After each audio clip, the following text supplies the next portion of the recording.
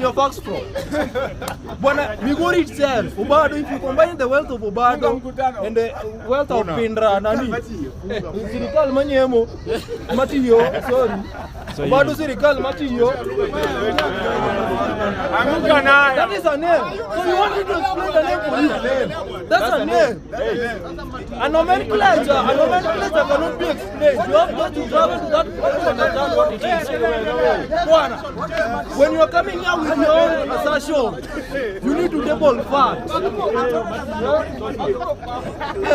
You need to double facts. Tell us that from Kenya National Bureau of Statistics, and based on a certain given magazine, even Forbes or whatever, Jimi Wanjigi is this million amount of money, that is his net worth. And you also say Migori County has this GDP. Don't get? If that's the case, correct. Then you can also now tell us that Jimi Wanjigi can feed people of Migori. I want to tell you that there we have a lot of money. We are mining. We are rich. Yeah, we are rich. We have Sondu there. We have a window. You are now trundling in opposition. You go there somewhere. I've just decided to speak with the next side. Exactly. So we are listening. Enjoy your position at the moment.